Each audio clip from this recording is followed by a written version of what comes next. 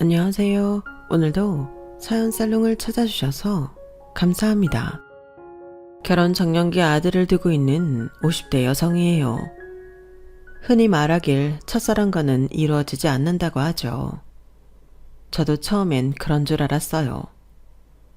제가 초혼을 첫사랑이 아닌 직장 동료와 했거든요. 하지만 결혼 1년 반 만에 이혼을 하게 되었어요. 동료로 지낼 땐 서로 잘 통하는 파트너였지만 막상 부부가 되고 나니 그렇지 않았거든요. 그건 전 남편 역시 저에 대해 그렇게 느꼈을 거예요. 결혼하고 결국 1년 만에 별거에 들어갔고 반년 뒤 합의하에 이혼을 하게 됐어요. 직장 동료였기 때문에 이혼 뒤 직장에서 마주치는 게 껄끄럽지 않겠느냐 생각하실 텐데요. 다행히 그런 일은 없었어요. 이혼 직전에 전 남편이 다른 지역으로 발령받았거든요. 동기를 통해 들은 바로는 재혼해서 잘 살고 있다고 하더군요. 저 역시 첫사랑과 재혼해 행복한 가정을 꾸렸으니 이혼이 우리 두 사람한테는 잘한 선택이 아니었나 생각해요. 그러면 이렇게 행복하게 살면 됐지 뭐하러 사연을 보냈나 궁금하시죠?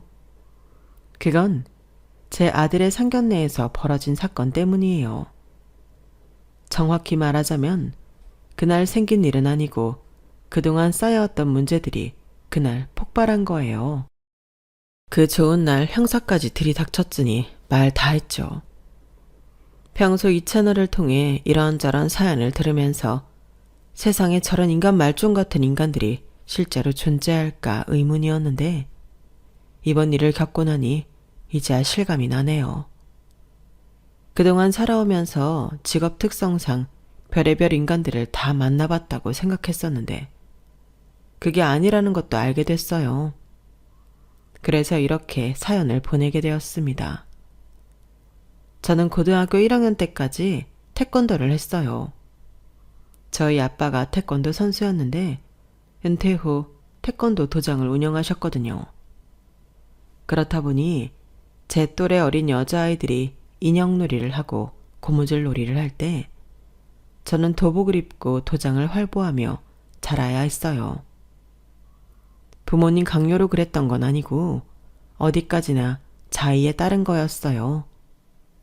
예쁜 것보다도 힘찬 발차기가 더 멋있어 보였거든요. 특히나 제가 태권도에 빠져 살았던 건 저보다 4살 많은 동네 오빠 때문이었어요. 그 오빠는 얼굴도 잘생기고 태권도도 잘했는데 어린 제 눈에는 TV에 나오는 배우나 가수들보다도 훨씬 멋있게 보이더라고요. 오빠는 하루도 안 빠지고 도장에 왔었는데 그렇다 보니 얼굴을 마주치는 날도 많았고 운이 좋으면 말도 몇 마디 나누기도 했어요. 국민학교를 졸업하고 중학교에 들어가면서부터는 더더욱 오빠한테 빠져 살았어요. 당시 고등학생이던 오빠는 이미 성인에 가까운 체격이었고 그래서 발차기에 힘이 실려 있어서 파워가 상당했거든요. 고등학생들 중에는 오빠와 대적할 만한 상대가 없어서 대학생 오빠들과 대련을 하곤 했어요. 다른 대학생을 제압하는 오빠의 실력에 혀를 내두를 정도였죠. 그런 오빠를 보며 짝사랑을 키워가던 어느 날 오빠가 제게 말을 걸었어요. 평소 제가 대련하는 걸 지켜봤었는지 제 문제점을 정확히 지적해 주더라고요. 그러면서 칭찬도 잊지 않았죠. 그동안 실력이 많이 늘어는 걸 열심히 해서 나랑도 대련 한번 하자. 오빠의 그 말은 아빠가 해주는 칭찬보다 수십, 아니 수백 배는 더 파급력이 있었어요. 그날부터 저는 이를 악물고 연습을 했으니까요.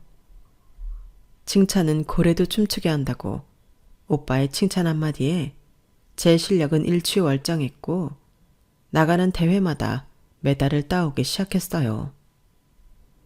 언제가 될지 모를 오빠와의 대련을 꿈꾸며 땀 흘려 연습한 결과였죠. 이전까지는 딱히 태권도를 계속할 생각은 아니었지만 그때는 태권도 선수가 되는 것도 괜찮겠다는 생각까지 들 정도였죠. 몇 년 뒤 오빠는 대학생이 되었고 전처럼 자주 도장에 오지는 않았지만 방학 때 도장에 나와 아르바이트로 초등부 수업을 맡아주곤 했어요. 제가 속해 있던 중등부 수업이 아니라는 게 내심 아쉽기도 했지만 그래도 얼굴을 자주 볼 수 있다는 것만 해도 행복했어요. 하지만 그런 행복은 오래가지 않더라고요. 제가 고등학교에 들어가던 해 오빠가 군에 입대를 했거든요. 태권도 국가대표를 꿈꿨지만 그 꿈을 이루지 못한 채 군입대를 하게 됐다고 들었어요.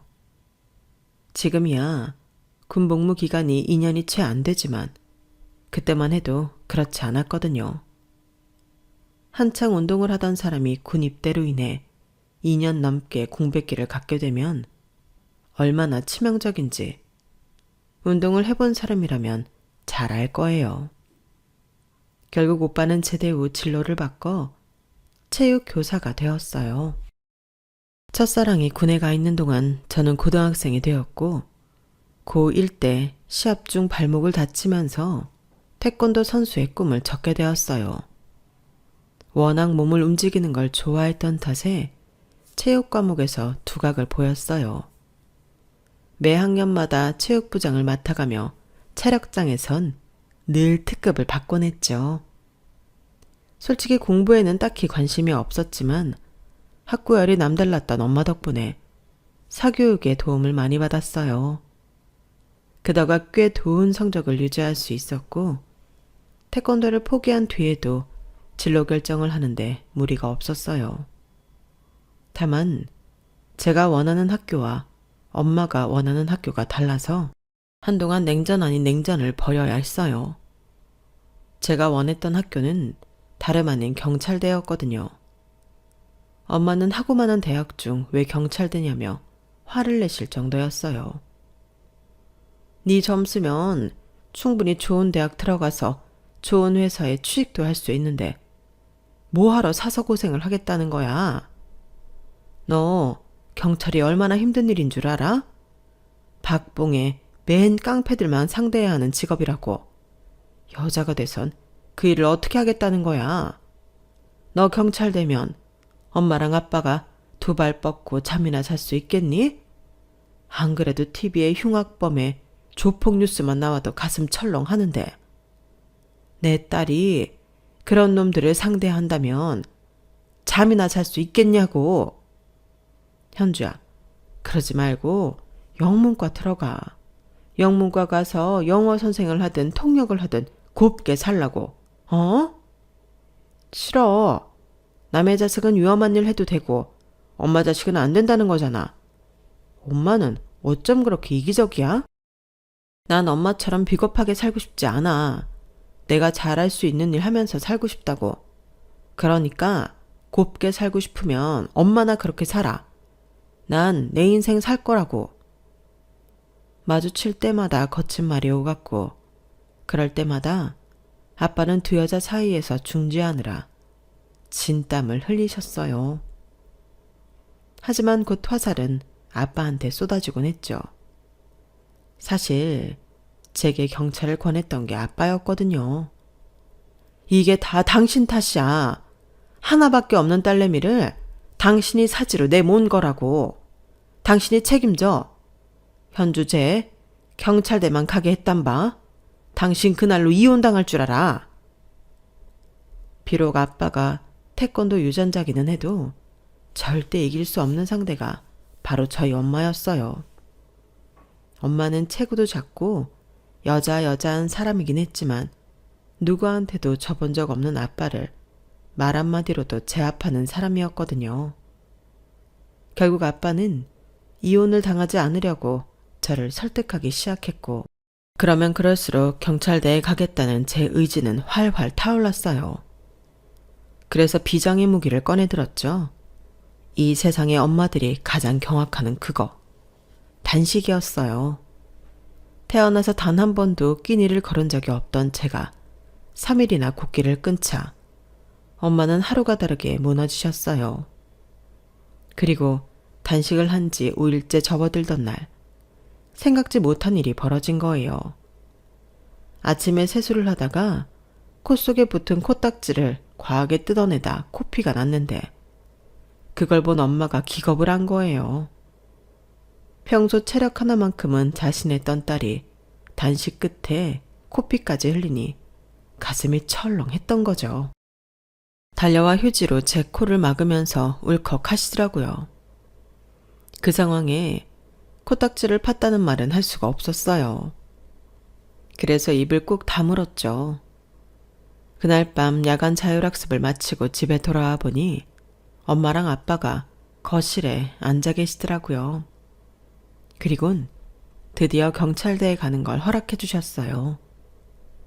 그리고는 허락과 동시에 밥부터 먹으라고 하시더라고요. 식탁에는 죽부터 불고기까지 거한 한 상이 차려져 있었고 그날 저는 소화제를 먹고 자야 할 만큼 과식을 했어요. 엄마한테는 비밀이지만 사실 제가 집에서만 단식을 했을 뿐 학교에서는 친구들 도시락을 뺏어 먹고 있었거든요. 야자 시간에 몰래 나가서 떡볶이도 먹고 오곤 했고요. 말이 단식이지 굶은 건 아침밥 정도가 고작이었어요. 엄마를 속인 건 죄송하지만 그렇게라도 해서 경찰대에 가고 싶었던 거죠. 부모님 허락을 받긴 했지만 경찰대가 커트라인이 꽤 높아서 그리 만만한 대학이 아니었어요. 예전엔 서울대에 갈 실력들이 경찰대를 갔다고 하지만 제가 갈 때는 그 정도는 아니었어요. 그래도 서울 상위권 대학 성적에 체력도 겸비한 사람들이 갈 수 있는 곳이라서 저도 죽어라 노력을 해야 했죠. 그렇게 해서 겨우 경찰대 합격증을 받게 됐지만 합격이 끝이 아니더라고요. 영화나 드라마에서도 나오지만 경찰대 생활은 무지 힘들어요. 힘들게 들어갔지만 졸업을 하는 건 더 힘들 정도로요. 그렇게 힘들간 졸업한 뒤에는 지구대에서 의무 복무 기간을 채우는데 그때 처음 현장에 투입이 돼요. 이때부터는 매 순간 멘붕이 오게 되는 거죠. 대학에서 수없이 실습을 해서 어느 정도 자신이 있었음에도 현장에 투입되고 나면 차원이 다른 현실에 진땀을 흘리게 되거든요. 영화 속에서처럼 멋지게 상황을 타결하는 경찰은 현실에 없었어요. 그냥 동네 북이라고 보면 맞아요.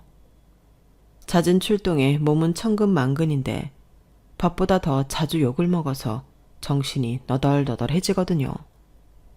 거기다 강력사건이 터지면 현장에 가장 먼저 도착해야 하는 탓에 일반인이라면 평생 보지 않아도 될 끔찍한 상황도 보게 돼요. 그런 탓에 트라우마를 안게 되는 경우도 꽤 있어요. 저도 경찰이 되고 초반엔 이런 이유로 많이 힘들어했어요. 생애 첫 살인사건 현장을 본 이후 한동안 악몽에 시달렸거든요. 출동을 알리는 무전이 오면 덜컥 겁부터 나기도 했고요. 그때 도움이 많이 되어준 사람이 제 첫 남편이었어요. 제 첫 파트너이기도 했죠. 경찰들은 2인 1조로 움직이는데 그래서 파트너끼리는 심적으로 많이 의지를 하곤 해요. 거기다 제 경우는 힘들 때 가장 가까운 곳에서 저를 챙겨준 사람이라서 감정이 남다를 수밖에 없었어요.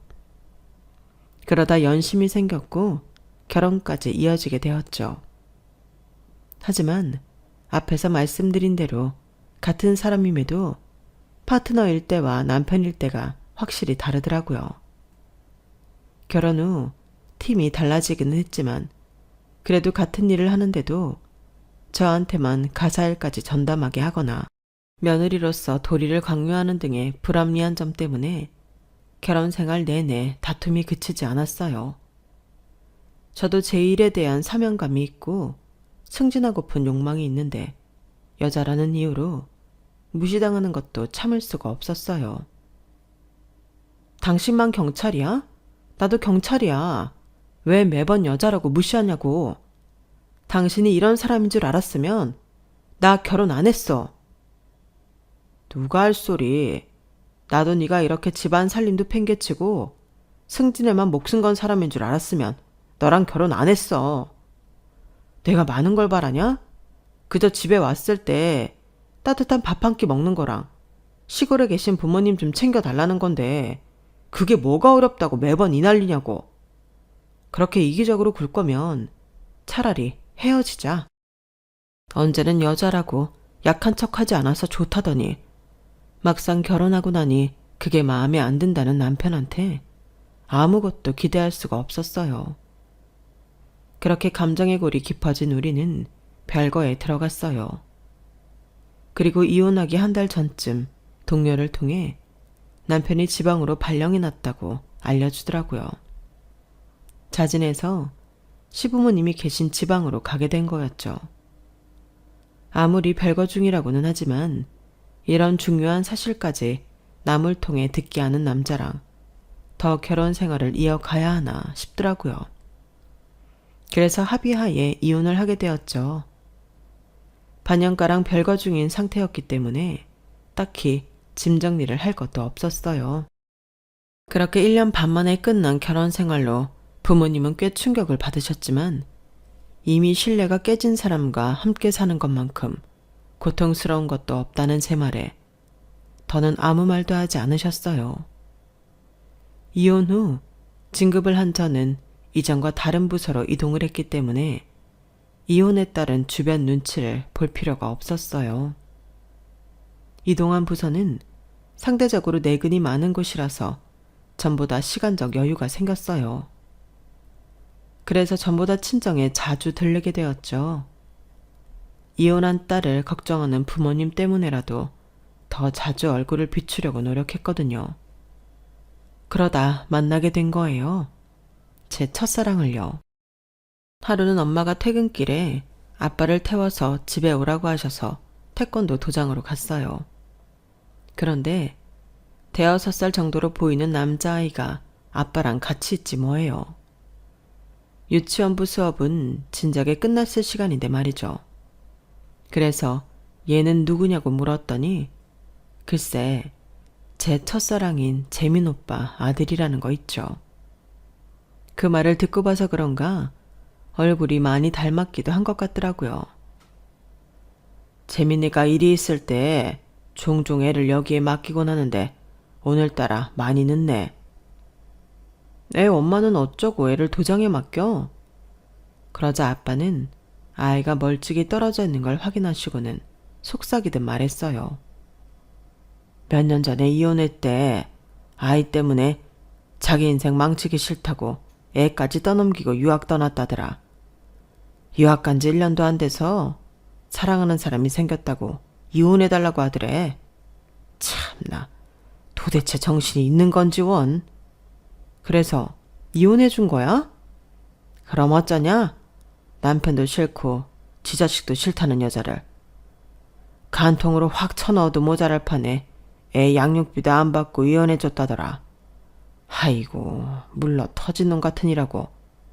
혹시라도 애 앞에서는 그런 소리 하지 마라. 자식 가슴에 못 박기 싫어서 엄마가 아파서 하늘나라로 떠났다고 그랬다니까. 그동안 일에 치이고 남편과의 불화로 친정을 멀리했던 탓에 오빠가 이혼을 했다는 사실조차 모르고 있었어요. 비록 제 첫사랑이기는 하지만 이미 남의 남자가 된 사람한테 관심을 가질 필요가 없었기 때문이었죠. 하지만 아빠를 통해 오빠의 상황을 듣고 나니 남의 일 같지 않게 제가 더 화가 나더라고요. 그러면서도 한편으론 바람난 아내를 순순히 보내주고 혼자 아이를 키우는 모습이 왠지 오빠답다는 생각도 들었어요. 내가 오랜 시간 짝사랑했던 오빠는 그런 사람이었으니까요. 그날 밤 오빠는 10시가 넘어서야 저희 부모님 집에 찾아왔어요. 거래처 접대가 있어서 술을 마셨는지 술 냄새가 풍기더라고요. 아이를 데리고 택시를 타고 가겠다길래 제가 데려다 주겠다고 했어요. 한때 밤잠도 설치게 할 만큼 나를 설레게 했던 청년은 세월의 직격탄을 맞고 아저씨가 되었더라고요. 공중을 나르며 돌려차기를 하던 날쌘 몸에는 사회생활의 흔적이 두둑한 살집으로 남아 있었어요. 그래도 웃을 때는 폭 패는 보조개가 여전해서 풋풋하던 예전의 모습이 떠오르긴 하더라고요. 아이를 방에 누이고 거실에 앉아 오빠랑 얘기를 나누다 보니 세월이 순식간에 예전으로 돌아간 것 같았어요. 한참을 웃고 떠들다 보니 12시가 훌쩍 넘어버릴 정도로 시간 가는 줄 몰랐죠. 그날 집으로 돌아오면서 문득 그런 생각이 들더라고요. 예전처럼 가슴 떨리는 사랑은 아니지만 소소한 일상을 나눌 수 있는 이 사람과 함께 산다면 행복할 것 같다고요. 그런데 저만 이런 생각을 했던 게 아니었나 봐요. 며칠 뒤 오빠가 전화를 했더라고요. 그날 밤늦게 혼자 보낸 게 미안하다며 밥이라도 사고 싶다고요. 그래서 그러라고 했어요. 대신 오빠 혼자 나오지 말고 아이도 데리고 나오라고 했어요. 오빠는 제게 미안했는지 그래도 되겠냐며 되묻더군요. 아빠가 돼선 애는 놔두고 혼자 나오려고 그랬어? 당연한 걸 묻고 그래. 오빠 아들 이름이 정훈이라고 했지? 정훈이가 뭘 좋아하려나? 햄버거 아니면 돈가스?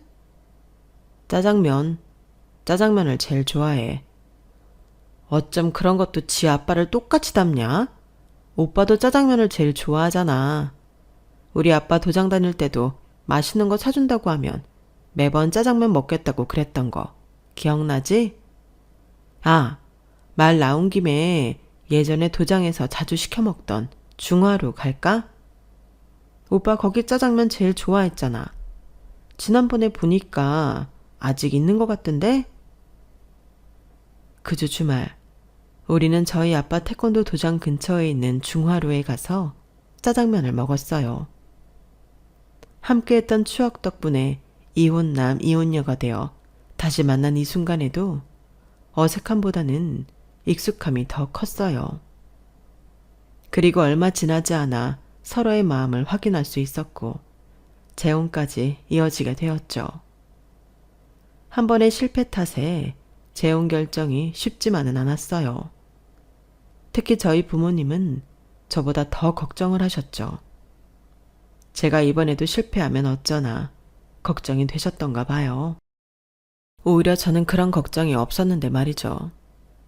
사실 저는 재혼이 실패할 걱정보다는 이번에도 오빠를 놓치면 어쩌나 그게 걱정이었어요. 그렇게 되면 평생 후회할 것 같았거든요. 그래서 더 적극적으로 부모님 설득에 나섰고 아이 때문에 고민하는 오빠한테 확신을 심어주려 노력했어요. 오빠의 아내뿐만 아니라 정훈이 엄마로서도 손색이 없다는 걸 보여주고 싶었거든요. 그렇다고 꼭 재혼을 하고 싶어서 정훈이한테 잘했던 건 아니에요. 오빠를 닮은 정훈이가 처음부터 마음에 들었거든요.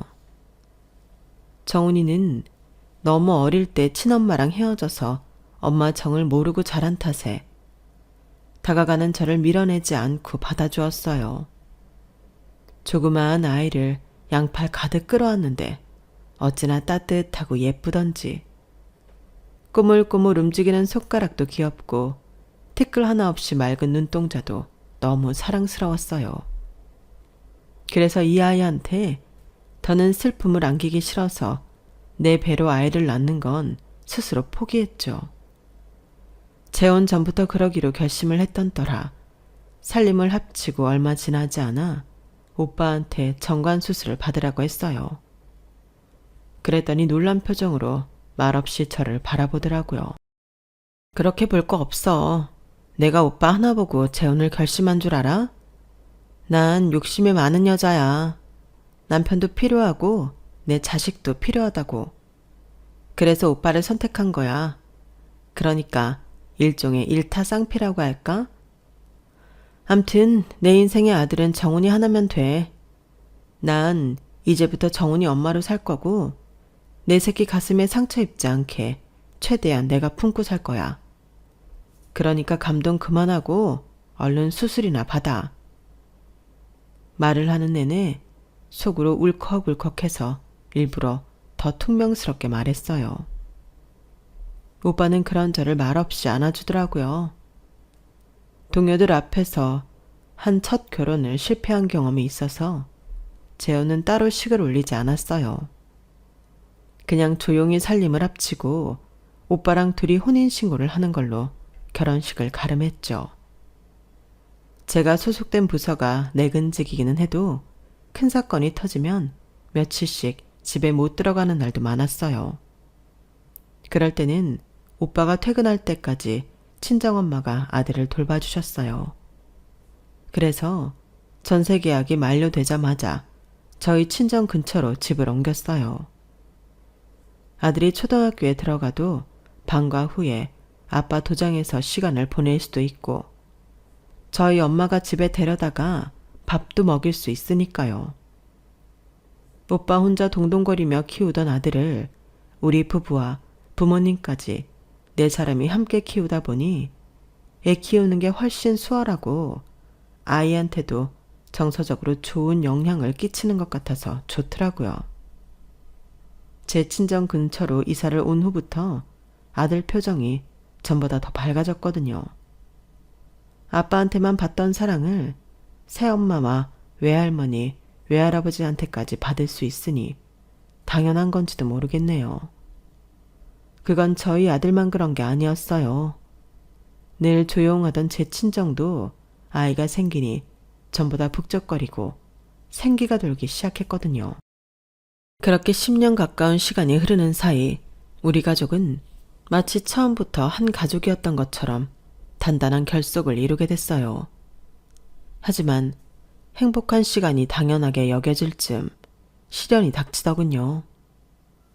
평소와 같았던 아침 출근길이 남편의 마지막이 되고 만 거예요. 퇴근 무렵 남편의 회사에서 걸려온 전화를 받았는데 믿을 수 없는 소식을 전하더라고요. 제 남편이 회사 화장실에서 심정지로 쓰러져 있는 걸 발견하고 119에 신고했지만 병원에 도착하기도 전에 사망했다는 비보였어요. 경찰이 된 이후 무수히 많은 사망 사건을 접했던 저였지만 내 남편의 부고 앞에서는 한순간에 무너지고 말더라고요. 남편이 죽었다는 말에 숨이 턱 막히면서 그대로 자리에 주저앉아 버렸거든요. 동료가 그런 저 대신 전화를 이어받고는 저를 차에 태워 병원까지 가주었어요. 병원에 도착해 머리까지 하얀 천을 덮고 있는 남편을 보니 그제야 이게 현실이라는 게 믿기더라고요. 그리곤 하염없이 눈물이 흘러내렸어요. 한참을 영안실 복도에 앉아 울고 있는데 뒤늦게 연락을 받은 친정 부모님과 함께 아들이 달려오는 게 보이더라고요. 아들을 보자 순간 정신이 번쩍 들었어요. 지금 나보다 더 가슴 아픈 건 어쩌면 우리 아들인지도 모른다는 생각에 얼른 눈물을 훔치고 정신을 가다듬었어요. 엄마인 내가 무너진 모습을 보이면 안 된다고 속으로 되뇌면서요. 남편의 장례가 끝나고 회사의 보상 문제가 정리되는 동안 저는 한순간도 정신을 놓을 수 없었어요. 먼저 떠난 남편을 생각해서라도 나는 내 아들을 온전히 키워내야 한다는 생각으로 버텨낼 수밖에 없었거든요. 그런데 이런 제 마음도 모르고 아들 녀석이 엉뚱한 생각을 하지 뭐예요. 남편의 49제가 지나고 얼마 안 됐을 무렵 아들 녀석 담임선생님한테 전화가 온 거예요. 정훈이 어머님, 남편분 일로 상심이 크시겠지만 정훈이한테 신경을 좀 써주셔야 할 것 같아요. 가정 형편이 어려우시면 제가 장학금 지원이 가능한지 알아보겠습니다. 정훈이처럼 성적도 좋은 아이를 그렇게 방치하시는 게 너무 안타까워서요. 그게 무슨 말씀이세요? 제가 우리 정훈이를 방치하다뇨. 그리고 저희 집 형편은 어렵지 않습니다. 제가 알아들을 수 있게 자세히 좀 말해주세요. 그러자 담임 선생님이 잠시 뜸을 들이더니 그러는 거예요. 정훈이가 야간 자율학습도 빠지고 학교 근처 햄버거집에서 아르바이트 하는 거 모르셨어요? 정훈이 말로는 가정 형편 때문에 돈을 벌여야 한다고 그러던데요. 그래서 야간 자율학습도 못한다고요? 그럼 어머님은 모르셨던 건가요? 그 말을 듣는데 너무 어이가 없어서 말도 안 나오더라고요.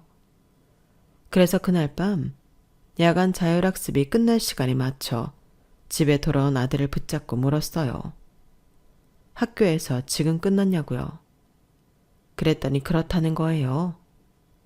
그 순간 아들에 대한 배신감에 처음으로 아들한테 소리를 질렀어요. 어디서 거짓말이야. 네가 담임 선생님한테 집안 형편이 어려워서 돈 벌어야 된다고, 야간 자율학습 못한다고 그랬다며. 햄버거 집에서 아르바이트 하는 거 내가 모를 줄 알아? 너 도대체 왜 이래? 아빠 안 계시니까 이제 막 나가겠다는 거야? 지금까지 한 번도 일한 적 없던 애가 왜 이러는 거냐고. 도대체 왜? 그러자 아들이 입술을 바르르 떨면서 그러는 거예요. 아빠가 돌아가셨으니까요. 그러니까 이제 엄마가 나 키워야 할 이유 없어진 거니까요. 그 말을 듣는데 망치로 머리를 한 대 얻어맞은 것처럼 멍했어요. 그게 무슨 소리야? 내가 왜 널 키워야 할 이유가 없어? 엄마가 자식을 키우는데 왜 이유가 필요하냐고. 엄마는 내 친엄마가 아니니까 나 때문에 고생하지 말고 내 친엄마가 그랬던 것처럼 나 버리라고요. 엄마 인생 나 때문에 낭비하는 거 미안하고 싫어요. 그동안 키워주신 것만으로도 충분히 감사하며 살게요. 아들의 말에 억장이 무너지는 것 같았어요.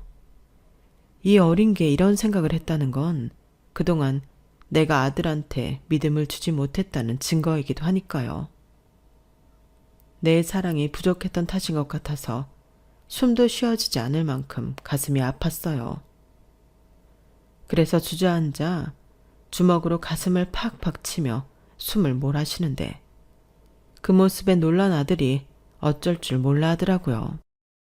눈물이 그렁그렁한 채 제가 어떻게 되는 게 아닐까 안절부절하며 잘못했다고 비는 모습을 보니 안쓰러우면서도 한편으론 안심이 됐어요. 이렇게 내 걱정을 하는 놈이 어떻게 내 아들이 아니라는 거야. 지 아빠 닮아서 착해 빠져선 자기보다도 내 걱정을 먼저 하는 녀석이 어떻게 날 버리고 떠나겠다고. 엄마가 하는 말 잘 들어. 난 남편 없이는 살아도 너 없이는 못 살아. 내 아들 없이는 못 산다고. 네가 엄마 버리면 엄마는 숨도 못 쉬고 죽을지도 몰라. 살 의미가 없으니까. 그런데도 엄마 떠날 거야? 엄마 버리고 집 나갈 거냐고. 비록 내가 내 배로 널 낳지는 않았지만 널 만난 순간부터 지금 이 순간까지 이 세상에 내 아들은 너 하나뿐이야. 앞으로도 마찬가지고. 부부는 이혼하면 남이지만 부모 자식은 죽어서도 절대 남이 될 수 없어. 그러니까 넌 죽든 살든 내 아들이라고. 혹시라도 엄마 몰래 집 나갈 생각이라면 당장 집어치워. 온 세상을 다 뒤져서라도 엄마 너 찾아낼 거니까. 알았어? 그러자 아들은 손등으로 연신 눈물을 훔치며 펑펑 울었어요. 그런 아들을 끌어안고 저도 한참을 울었습니다. 그날 이후 아들은 다시 예전처럼 모범생으로 돌아왔고 몇 년 뒤 S대 법대에 진학했어요. 졸업 후엔 로스쿨에 진학했어요. 제 벌이로는 어림도 없는 학비였지만 남편이 세상을 떠났을 때 회사로부터 받은 위로금을 잘 불려둔 덕에 아들 녀석 학비를 댈 수 있었어요. 아들은 변호사 시험도 한 번에 붙어서 꽤 이름 있는 로펌에 들어가게 되었죠. 저희 아빠는 제 아들이 대학에 붙었을 때도 그랬지만 변호사 시험에 합격했을 때도 태권도장 건물 외벽에 현수막을 붙였어요. 온 동네 사람들이 다 볼 수 있게 말이죠. 그 현수막이 창피할 법도 한데 아들 녀석은 되려 현수막을 배경으로 인증샷까지 찍어 카톡 프로필을 했지 뭐예요. 이게 다 외할아버지가 자기를 많이 사랑해 주신다는 증거인데 뭐가 창피하냐면서 말이죠. 마음 씀씀이가 이러니 저희 부모님이 어떻게 제 아들을 예뻐하지 않을 수가 있겠어요. 눈에 넣어도 아프지 않을 아들이자 손주였죠. 그런 아들이 로펌에 들어가고 몇 년 뒤 결혼할 여자가 생겼다고 했을 때 저도 그렇고 저희 부모님도 그렇고 상실감이 이만저만이 아니었어요. 조금 더 품 안의 자식으로 살아줬으면 했거든요. 그래도 지 짝을 찾아가겠다는 애를 말릴 수는 없어서 축하해 주었죠. 그때까지만 해도 내 아들 정도면 어디 가서도 사랑받을 거라는 자신감이 있어서 별다른 걱정이 없었어요. 그런데 결혼하겠다고 한 녀석이 어찌 된 게 결혼할 여자를 집에 소개할 생각도 않지 뭐예요. 그래서 하루는 아들한테 물었더니 난처한 표정으로 그러더라고요. 여자 쪽 부모님이 자기를 탐탁지 않아 한다고요. 아니 왜? 네가 인물이 딸리니 직업이 딸리니 성격이 딸리니 어느 거 하나 안 빠지는 내 아들이 뭐가 마음에 안 든다는 거야? 남들은 돈을 싸들고 와서 결혼하자고 난린데. 솔직히 제 아들이 로펌에 들어가고 얼마 안 돼서부터 결혼 업체와 결혼 브로커들한테 연락이 많이 왔었어요. 그중에는 사업을 크게 하는 집도 있었고 모 대학 총장 딸도 있었을 정도로 제 아들이 결혼 시장에서 인기가 있었거든요. 그런데 도대체 얼마나 잘난 집안이길래 내 아들이 못마땅하다는 건지 도저히 모르겠더라고요. 그래서 여자 쪽 부모에 대해 알아봤어요. 그런데 세상에 아빠라는 사람이 전과 7범 사기꾼이지 뭐예요. 엄마는 꽃뱀 전적에 사기 도박으로 실형까지 받은 전과 3범이고요. 아니, 도대체 어쩌다 이런 쓰레기 같은 인간들이랑 엮이게 된 건지 허위가 없어서 말도 안 나왔어요. 이런 주제에 내 아들을 못마땅해 하다니 기가 차더군요. 그래서 이 인간들에 대해 더 파보기로 했어요. 똥개가 똥을 끊지 사기 전과 7범이나 되는 인간이 사기를 치지 않고 산다는 건 거의 불가능한 일이니까요. 그런데 제가 수사과가 아니다 보니 더 이상 정보를 얻는데 무리가 있더라고요. 경찰이라고 해서 함부로 개인정보를 들여다볼 수는 없으니까요. 그래서 그 인간들이 활동했던 지역을 찾아봤더니 제가 아는 사람 관할구역이더라고요. 바로 전 남편이었죠.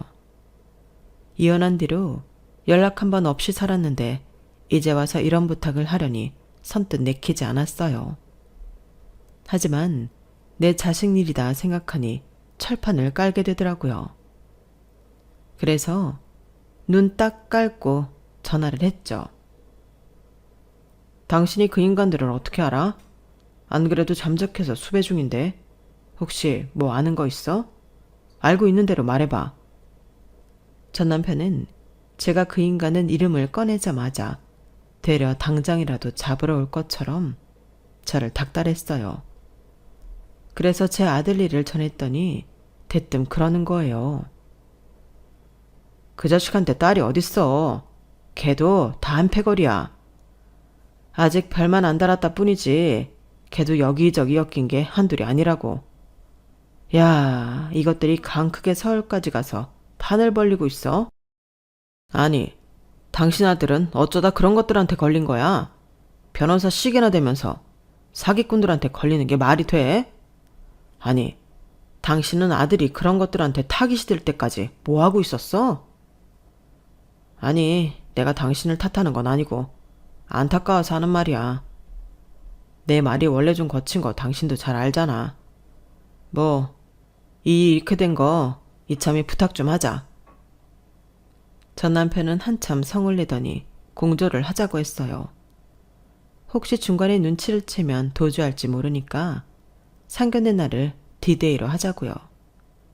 저도 그놈들을 붙잡고 싶은 생각이 굴뚝 같은지라 전 남편과 손을 잡기로 했어요. 전화상으로 설계를 끝내고 통화를 마쳤는데 그제야 아들 녀석 걱정이 되는 거예요. 자기가 결혼까지 생각하는 여자가 전과 7번과 한패라니 이 사실을 알면 충격이 심할 것 같았거든요. 그래도 더 마음을 주기 전에 확실해야 하는 게 좋을 것 같아서 그날 밤 아들한테 모든 사실을 털어놓았어요. 그랬더니 아들이 별로 놀라지도 않더라고요. 자기도 내심 찜찜한 부분이 있어서 저한테 소개하는 것도 미루고 조사를 하고 있었던 모양이었어요.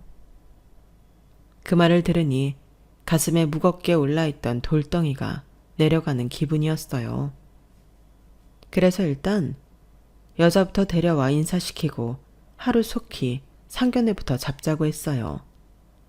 그렇게 해서 그 주 주말 상대 여자를 저희 집에 아닌 제 친정으로 불러서 친정 부모님께도 인사를 시켰어요. 왜 그렇게까지 했냐면 아무래도 저희 집에는 제 제복도 있고 경찰대 동기들과 찍은 사진부터 제 신분이 드러나는 물건이 많아서 정체를 들킬 위험이 높았거든요. 게다가 지금까지의 상황을 모르는 부모님이 옆에 계시면 여자를 속이는데 수월할 것 같았어요. 다행히 아들이 제 직업을 공무원이라고만 해둔 탓에 경찰 신분은 들키지 않은 상태였어요. 부모님께도 제 직업은 가급적 말하지 말라달라고 부탁했고요. 그렇게 무사히 여자가 인사를 하고 돌아간 뒤 서둘러 상견례 날짜를 잡았어요. 외조모가 병원 중이라는 핑계를 대며 결혼을 서둘러야 하는 뉘앙스를 풍겼더니 그쪽에서도 별말 없이 그러자고 하더군요. 그리고 드디어 상견례 날, 상견례가 있을 식당에 미리 도착한 전 남편과 동료 경찰들은 신분이 들키지 않게 주변에 잠복을 했어요. 그리고 우리 모자는 미리 룸 안에 들어가 있었죠. 약속 시간이 되자 여자가 자기 부모와 함께 룸 안으로 들어왔어요. 엄마라는 여자는 눈으로 제 옷과 백, 구두 등을 빠르게 훑더라고요. 사는 수준이 어떤지 보려는 것 같았어요. 그리고는 자기 남편을 향해 고개를 살짝 흔들더군요. 별 볼 일 없다는 의미 같았어요. 그러자 남자가 표정을 굳히며 앉자마자 투덜거리더군요. 설마 자식이 변호사라고 열쇠 타령할 생각은 아니겠죠? 요즘 세상에 널리고 널린 게 변호사 아닙니까? 변호사라도 다들 억대 연봉 받는 것도 아니고 개 중에는 편의점 알바 시급만도 못 버는 변호사도 있으니 말입니다. 네, 인터넷 기사를 보니 그렇다고 하더라고요. 그런데 제 아들은 꽤 버는 편이라서 그런 걱정은 안 하고 있습니다. 그나저나 따님 나이에 비해 부모님이 상당히 젊어 보이시네요. 그러자 여자 엄마가 발끈했어요. 아니, 젊은 게 어때서요? 요즘 돈 있는 사람들은 하도 관리를 잘해서 본래 나이보다 10년은 좋게 어려 보이는 거 모르세요? 하긴 싸구려 레자백이나 들고 다니는 공무원이 그런 걸 할 리가 있나. 솔직히 우리는 그쪽 아들이 변호사라고 해서 그리 대단하게 생각지는 않아요. 우리 딸도 명문대 출신의 대기업에 다니고 있으니까요. 게다가 재혼 집안이라니. 이런 말 한다고 기분 상해하지는 마세요. 내 자식 시집보낼 집에 대해 부모로서 예민할 수밖에 없으니까 이해하시라고요. 아무래도 그쪽은 결혼 상대로는 하자 있는 집안 아닙니까? 부치만 그런 것도 아니고 모친도 이혼 경력이 있다면서요? 솔직히 이런 콩가루 집안에 금지 오겹으로 키운 내 딸 보내기 싫습니다. 엄마, 결혼 허락해주기로 했잖아. 이제 와서 이러면 어떡해? 나 정은 씨 아니면 안 된단 말이야. 아빠가 엄마 좀 설득해주세요. 네? 이건 심파 영화를 찍는 것도 아니고 아주 쇼를 하더라고요. 자기들끼리 이미 합을 맞추고 왔는지 딸내미 말이 떨어지기가 무섭게 아빠라는 인간이 뒤를 걸어왔어요. 네 엄마가 오죽하면 이러겠니? 우리처럼 사회적 지위가 있는 사람들이 한참 기운을 결혼을 하면 그것도 우리 흉이 되는 거야. 하나뿐인 딸 결혼시키는 게 이렇게 힘들 줄이야. 저기 안사돈, 그럼 이렇게 합시다. 일단은 그쪽에 내세울 게 없는 것 같으니까 내가 도움을 드리리다. 얘기를 요약해보면 제 아들을 청담동에 건물을 가지고 있는 부동산 재벌 아들로 소문을 내자는 거였어요. 자신이 가지고 있는 건물 중 하나를 내 아들 명의로 돌려주겠다고요. 대신 사료 정리랑 세금 문제가 있으니 저희 쪽에서 10억을 부담하라는 거였죠. 세금만 따져도 수십억인데 그걸 그쪽에서 낼 형편은 안 되잖아요. 그러니 10억을 제외한 나머지 금액은 내가 대신 내는 걸로 하겠습니다. 어때요? 이만하면 괜찮은 조건 아닙니까? 10억이면 윤 변호사 이름으로 대출이 가능한 금액이니 돈 마련하는 건 힘들지 않을 겁니다.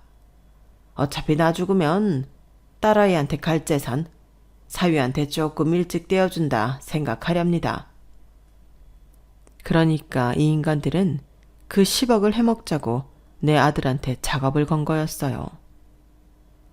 10억 정도면 굳이 대출을 받지 않아도 되겠는데요. 당장이라도 전화 한 통이면 그 정도 융통할 수 있으니까요. 제 전 남편이 워낙 재력가라서요. 그렇게 말을 하고는 휴대폰을 꺼내 전 남편한테 전화를 걸었어요. 나야. 지금 바로 10억 가능해? 우리 아들 상견례 중인데 바깥 사돈 될 분이 10억에 청담동 건물을 넘겨주겠다네? 굉장히 통이 큰 분이지 뭐야. 그러니까 여기로 돈 좀 보내줘. 직접 와도 좋고. 그래, 고마워. 제가 전화를 끊자 세 사람 눈이 번뜩였어요. 아니, 안사돈이 이렇게 수완이 좋은 분인 줄은 몰랐습니다. 혹시 전 남편 되시는 분이 무슨 일을 하시는지 물어도 될까요? 주먹 쓰는 일을 해요. 자주는 아니지만 총을 쏠 때도 있고 가끔은 약도 조금 만지고요. 뭐 그런 정도로만 알아두세요. 그 말에 세 사람 표정이 살짝 일그러졌어요. 아무래도 잘못 건드렸다 싶은 눈치였죠. 그때 룸 밖에서 소리가 들렸어요. 왔어. 들어와. 제 말이 끝나기가 무섭게 전 남편과 경찰이 들이닥쳤어요.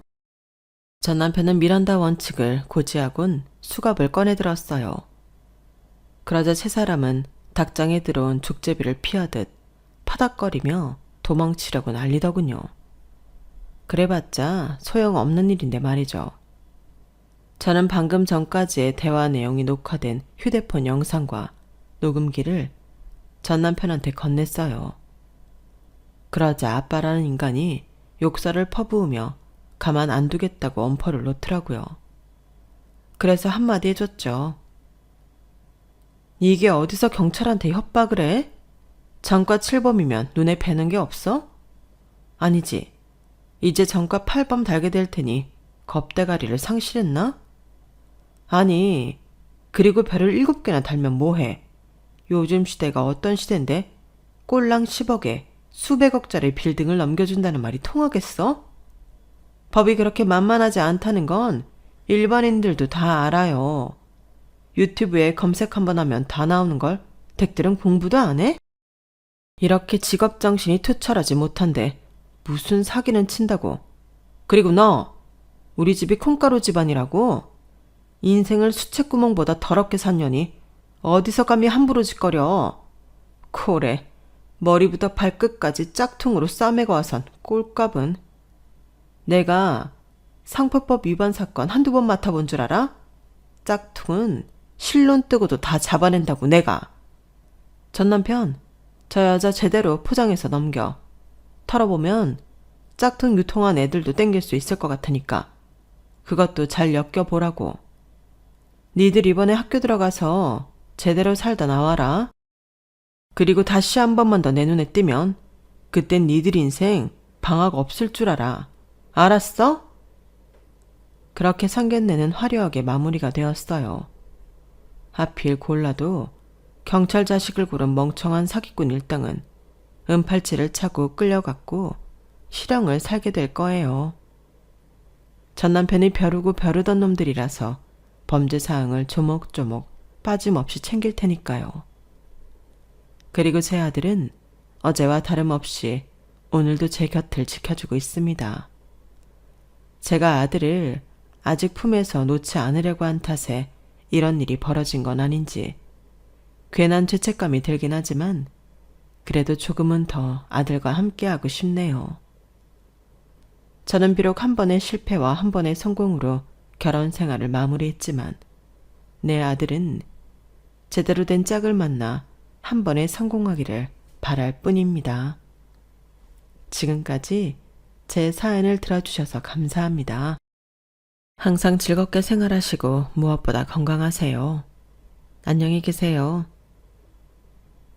여러분, 사연 댓글에 응원과 현명한 조언 부탁드려요. 좋아요와 구독은 저에게 큰 힘이 됩니다. 오늘도 좋은 일 가득하세요.